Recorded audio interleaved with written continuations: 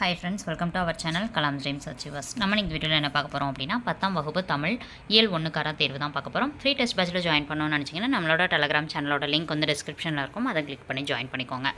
Okay, வாங்க வீடியோக்குள்ளே போயிடலாம். ஃபர்ஸ்ட் கொஸ்டின், ஹோமோகிராஃப் கலைச்சொல் தருக. ஆப்ஷன்ஸ் உயிரெழுத்து, மெய்யெழுத்து, ஒப்பெழுத்து. ஆன்சர் ஒப்பெழுத்து. செகண்ட் கொஸ்டின், மஞ்சை என்னும் சொல்லின் பொருள் என்ன? குயில், கிளி, மயில். ஆன்சர் மயில். தேர்ட் கொஸ்டின் பாருங்கள். கீழ்கண்ட கூற்றுகளுள் எந்த கூற்றானது சரி? ஒரு தாற்றில் பல சீப்பு வாழைப்பழங்கள் உள்ளது. ஒரு சீப்பில் பல தாறு வாழைப்பழங்கள் உள்ளன. ஒரு சீப்பில் பல வாழைப்பழங்கள் உள்ளன. இதில் வந்து எந்த கூற்றானது சரி அப்படின்னு சொல்லி கேட்டிருப்பாங்க. ஆன்சர் என்னென்னு பார்க்கலாம். இது வந்து ஒரு புக் பேக் கொஸ்டின் தான். ஓகேங்களா, கொஸ்டின் ஆன்சர்ஸ்லாம் இருக்கும். சரிங்களா, ஓகேங்களா, அதுக்காக தான் இந்த கொஸ்டின் வந்து உங்களுக்கு கொடுத்துருப்போம். ஸோ வந்து இதுக்குள்ள கூற்று பார்த்தோம் அப்படின்னா ஆ மற்றும் இ இரண்டும் சரியானது. ஒரு தாற்றில் பல சீப்பு வாழைப்பழங்கள் இருக்குன்றதும் கரெக்டு தான். ஒரு சீப்பில் பல வாழைப்பழங்கள் இருக்குது அப்படின்றதும் கரெக்டு தான். ஸோ செகண்ட் கூற்று மட்டும்தான் தவறானது. ஃபோர்த் கொஸ்டின் பார்க்கலாம். கீழ்கண்ட கூற்றுகளுள் எந்த கூற்றானது சரி? இது வந்து இலக்கணத்திலிருந்து எடுக்கப்பட்டது. விகுதி பெறாமல் வினைப்பகுதியே தொழிற்பெயர் ஆதல் முதல் நிலை தொழிற்பெயர் எனப்படும். ஃபஸ்ட்டு செகண்ட் இது பார்த்தோம் அப்படின்னா இது முதல்நிலை அப்படின்னு சொல்லி வரணும். ஓகேங்களா, நிலை. ஓகேங்களா, படித்தவங்களுக்கு தெரியும் முதல்நிலை அப்படின்னு சொல்லி தான் இருக்கும் அந்த வார்த்தை. ஸோ வந்து அந்த இடத்துல ஸ்பெல்லிங் மிஸ்டேக் இருக்குது, செக் பண்ணிக்கோங்க. செகண்ட் ஆப்ஷன், விகுதி பெறாமல் முதல்நிலை திரிந்து வரும் தொழிற்பெயர் வந்து முதல்நிலை திரிந்து தொழிற்பெயர் அப்படின்னு சொல்லி சொல்லுவாங்க. முதல்நிலை திரிந்த தொழிற்பெயர்.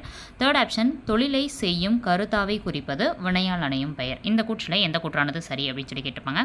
ஆன்சர் பார்த்துடலாம். ஆன்சர் என்னன்னு பார்த்தோம் அப்படின்னா 3 கூற்றுகளுமே சரியான கூற்று தான். ஓகேங்களா, ஓகே, இப்போ வந்து ஒரு எக்ஸாம்பிள் சின்ன எக்ஸாம்பிள் வச்சு சொல்கிறேன். ஓகேங்களா, தேவைப்படுறவங்க எனக்கு புரியல, எப்படி இந்த கூற்றுலாம் கரெக்டாக கண்டுபிடிக்கிறதுன்னு தெரியலன்றவங்க செக் பண்ணிக்கோங்க. ஓகேங்களா, ஓகே, ஃபஸ்ட் பாருங்கள். விகுதி பெறாமல் வினைப்பகுதியே தொழிற்பெயர் ஆதல் அப்படின்னா என்ன அர்த்தம் அப்படின்னா விகுதி பெறாமல் அப்படின்னா அந்த சொல் வந்து முடிஞ்சிருக்காதுன்னு அர்த்தம். ஓகேங்களா, இப்போ எடுத்துக்காட்டுக்கு பார்த்தோம் அப்படின்னா உரைத்தல் அப்படின்னு ஒரு சொல்லை நான் எடுத்துக்கிறேன். ஓகேங்களா, உரைத்தல் அப்படின்னு வந்துச்சுன்னா அந்த இடத்துல தல் அப்படின்னு வருது பார்த்தீங்களா, அதுதான் வந்து விகுதி. ஓகேங்களா, ஸோ உரைத்தல்ன்றதுல தல் வந்துருச்சு, அப்போ அது விகுதி பெற்று வரும் தொழிற்சொல். ஓகேங்களா, ஆனால் இங்கே என்ன கொடுத்துருக்காங்க, விகுதி பெறாமல் வந்திருக்கு. அப்போ வந்து என்ன அர்த்தம் அப்படின்னா உரை. ஓகேங்களா, உரை அப்படின்னு சொல்லிட்டு ஒரு வார்த்தை வருது அப்படின்னா அதுதான் விகுதி பெறாமல் வருவதுன்னு அர்த்தம். அப்போ விகுதி பெறாமல் வினைப்பகுதி அப்படின்னா என்ன, இது ஒரு செயலை குறிக்கிறதா இருக்கணும். இப்போ உரைன்றது எப்படி இருக்குது, ஒரு செயலை குறிக்கிறதா தான் இருக்குது.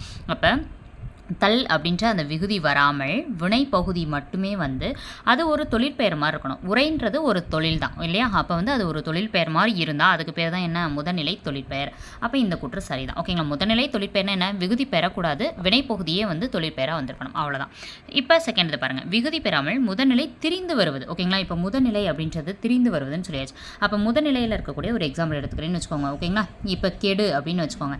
கெடுத்தல் அப்படின்னு வந்துச்சு அப்படின்னா அது வந்து என்ன அர்த்தம் அப்படின்னா தொழிற்பெயர். இதே அந்த தல் வராமல் கெடுன்னு வந்தால் அது முதல்நிலை. ஓகேங்களா, ஆனால் அடுத்து என்ன கேட்டிருக்காங்க, முதல்நிலை திரிந்த தொழிற்பெயர். திரிந்த அப்படின்னா இந்த கேன்றது கேன்னு சொல்லி மாறுது. ஓகேங்களா, திரிந்த அப்படின்னா மாறுதல் அப்படின்றத பொருளில் வரும். ஓகேங்களா, அப்போ கே என்பது கே என மாறுகிறது, அப்போ கேடு. ஓகேங்களா, அப்போ வந்து ஒன்று திரிந்து மாறுபட்டு வருவது. ஓகேங்களா, எதுலேருந்து, முதல்நிலையில் இருந்து திரிந்து மாறுபடுவது முதல்நிலை திரிந்த தொழிற்பெயர். அப்போ கரெக்டானு கேட்டால் இந்த சென்டென்ஸும் கரெக்ட் தான். ஓகேங்களா, கெடு அப்படின்றதுல அது கேடுன்றது வரும்ல, அப்போ முதல்நிலையிலிருந்து முதல்நிலை திரிந்த தொழிற்பெயர் வந்து திரிந்து வருகிறது. அப்போ அதுவும் கரெக்ட் தான். அடுத்து பார்த்தோம் அப்படின்னா தொழிலை செய்யும் கருத்தாவை குறிப்பது வினையால் அணையும் பெயர் அப்படின்னு சொல்லி கொடுத்துருப்பாங்க. ஓகேங்களா, இப்போ எடுத்துக்காட்டுக்கு பாடியவள் அப்படின்னு சொல்லி ஒரு வார்த்தை கொடுக்குறோம். ஓகேங்களா, இது வந்து வினையாளனை பேர் தான். இந்த இடத்துல கருத்தாவை குறிக்கிறது. ஓகேங்களா, அந்த தொழில் செய்யக்கூடியவள் ஒரு பெண் அப்படின்ட்டு அந்த கருத்தானா அந்த தொழிலை செய்யக்கூடியவங்க யாரோ அவங்க தான் கருத்தா. ஓகேங்களா, இப்போ படித்தவர் அப்படின்னா நிறைய பேர் உட்காந்து படிச்சுட்டு இருக்காங்க. ஓகேங்களா, இவர் வந்து படித்தவர் அப்படின்னா அவர் வந்து படித்தவர். ஓகேங்களா, அந்த இடத்துல வந்து மனுஷங்களை வந்து குடிக்கிறாங்க, அந்த உயர்தனையை குறித்து காமிக்கிறாங்க இல்லையா, அந்த கருத்தாவை குறிப்பை தான் பார்த்தோம் அப்படின்னா வினையாளனையும் பெயர். ஓகேங்களா,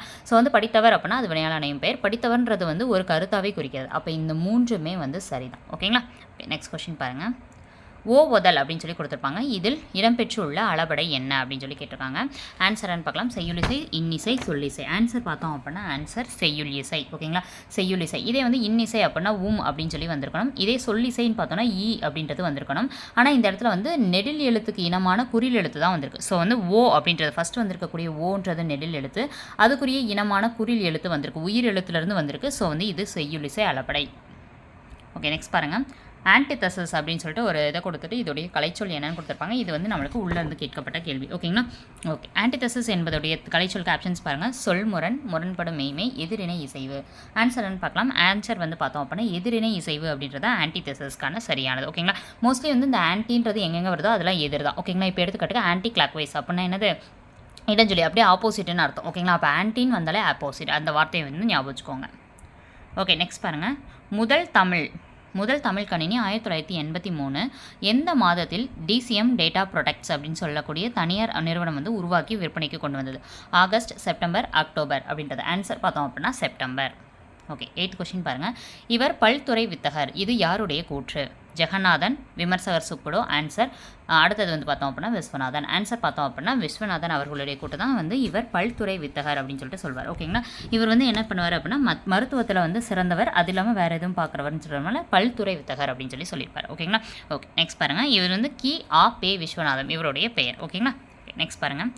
கடல் கடந்து முதலில் அச்சேரிய மொழி தமிழ். இதில் முதலாக மொழிபெயர்க்கப்பட்ட நூல் வந்து கார்டிலா. இது வந்து எந்த செய்தியில் இடம்பெற்றிருக்கு? அதாவது எந்த செய்தி அப்படின்னா எந்த உலகத்தமிழ் மாநாட்டு மலரில் செய்தியாக இடம்பெற்றுள்ளதுன்னு கேட்டிருக்காங்க.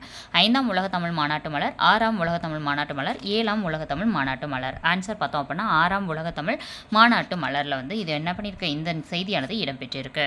ஓகே, நெக்ஸ்ட் பாருங்கள். குழுகுழுத்து நாரிய பழம் அல்லது காய் வந்து எவ்வாறு அழைக்கப்படுகிறது? குழுகுழுத்து நாரிய பழம் இது வந்து என்ன அப்படின்னா உங்களுக்கான இந்த கெட்டுப்போன காய்கனி வகை அப்படின்னு சொல்லிட்டு ஒரு ஹெட்டிங் இருக்கும், அதுலேருந்து கொடுத்துருப்பாங்க. ஓகேங்களா? சொண்டு, அழுகல், அழியல், சிவியல். குழுகுழுத்து நாரிய பழம் என்னன்னு சொல்லுவோம் அப்படின்னா அழுகல்னு சொல்லுவோம். ஓகேங்களா? அழுகிறதா தான் அப்படி நாரி போயிருக்கு அப்படின்னு சொல்லுவாங்க. ஓகேங்களா? ஒரு பேச்சு வழக்கில் அப்படி தான் சொல்லுவாங்க. ஸோ வந்து இதை வச்சு நீங்கள் ஞாபகம் வச்சுக்கோங்க. ஓகே, 11வது கேள்வி பாருங்கள். பிற திராவிட மொழிகளுக்கு உரியனவாக கருதப்படும் சொற்களும் தமிழில் உள்ள என கூறியவர் யார்? ஆன்சர் பார்த்தோம் அப்படின்னா ஆன்சர் கால்டுவெல் தான் வந்து இந்த வார்த்தையை சொல்லியிருப்பார். ஓகேங்களா? கால்டுவெல் தான் வந்து திராவிட மொழிகளின் ஒப்பிலக்கணம் என்னும் நூலில் வந்து இந்த வார்த்தைகளை கொடுத்துருப்பாரு. ஓகே, நெக்ஸ்ட் பாருங்கள். மண்ணுஞ்சிலம்பே மணிமேகலை வடிவே, இதன் ஆசிரியர் யார்? ஆன்சர் பார்க்கலாம். ஆப்ஷன்ஸ் பார்க்கலாம். First Pavanar, Ilangumaranar, Perunchithiranar, Caldwell. Answer பார்த்தோம் அப்படின்னா பெருஞ்சித்திரனார். அன்னை தமிழே அப்படின்ற பாடலில் சொல்லியிருப்பாங்க. மொத்தம் 12 கேள்விகள் இருக்கும். இப்போ 13லேருந்து 15 வரைக்கும் வந்து ஒன்லைனர் கொஸ்டின் மாதிரி கேட்க போகிறேன். ஓகேங்களா? ஸோ 15 மார்க்கு நீங்கள் எவ்வளோ மார்க் எடுத்தீங்கன்றதை தான் கீழே கமெண்ட் பாக்ஸில் உங்களோட பேரோட கமெண்ட் பண்ணணும். அதை வச்சு நம்மளோட டெலிகிராம் சேனலில் உங்களுக்கான லிங்க் கொடுப்போம். தொடர்ந்து அட்டன் பண்ணுறவங்களுக்கு இந்த ப்ராசஸ் தெரியும். ஓகேங்களா? சரி, ஓகே. இப்போ வந்து இன்றைக்கி வந்து ஒரு 3 கொஸ்டின் வந்து எக்ஸ்ட்ரா கேட்க போகிறோம். அந்த 3 கொஸ்டின் பார்க்கலாம். ஃபஸ்ட்டு 13வது கேள்வி. 13வது கேள்வி என்ன அப்படின்னா ஏலாதி என்னும் நூலின் ஆசிரியர் யார்? இது வந்து உங்களுக்கு எக்ஸ்ட்ரா இருக்கிறது தான். ஓகேங்களா? இந்த புக்கில் ஃபஸ்ட்டு ஏல இல்லாதது. இது வந்து எக்ஸ்ட்ரா நீங்கள் தெரிஞ்சுக்கணுன்றதுக்காக. ஓகேங்களா? ஒவ்வொரு டைமும் வந்து ஒரு வீடியோ பார்க்குறோன்னா ஒரு புது கொஸ்டின்ஸ் தெரிஞ்சுக்கணும், அதுக்காக தான். ஓகேங்களா? ஏலாதி என்னும் நூலின் ஆசிரியர் யார்? 13வது கேள்வி. 14வது கேள்வி என்ன அப்படின்னு சொல்லி பார்த்தோம் அப்படின்னா ஏலாதி வந்து எந்த சமய நூல்? அதாவது சமணமா, வைணவமா, இல்லை பௌத்தமா? ஓகேங்களா? இந்த மூணில் எந்த நூல்? ஓகேங்களா? ஏலாதின்றது எந்த சமயத்தை சேர்ந்தது? அடுத்தது பார்த்தோம் அப்படின்னா ஏலாதியில் எத்தனை பாடல்கள் உள்ளன? ஏலாதியில் எத்தனை பாடல்கள் உள்ளன? இதுதான் வந்து உங்களுக்கான அடுத்த 3 கொஸ்டின். இதுக்கு வந்து ஆன்சர் சொல்லிடுறேன். 15 மார்க் எவ்வளோ மார்க் எடுத்தீங்கன்றதை கமெண்ட் பண்ணுங்கள். 13வது கேள்வி கனி மேதாவியார். ஓகேங்களா? கனி மேதையர் அப்படின்ற பொருளும் இவருக்கு இருக்குது. இது வந்து ஏலாதின்றது வந்து எந்த சமயத்தை சேர்ந்தது அப்படின்னா சமணம் சமயம். ஓகேங்களா? சமண சமயம். அடுத்து பார்த்தோம் அப்படின்னா இதில் எத்தனை பாடல்கள் இருக்கும்னா 81 வெண்பாக்கள் இருக்குது. ஓகேங்களா? எத்தனை பாடல்கள்? 81 வெண்பாக்கள் அப்படின்னு சொல்லலாம் ஏலாதியில். ஓகேங்களா? ஏலாதியில் 81 பாடல்கள். ஓகேங்களா? Okay, thank you.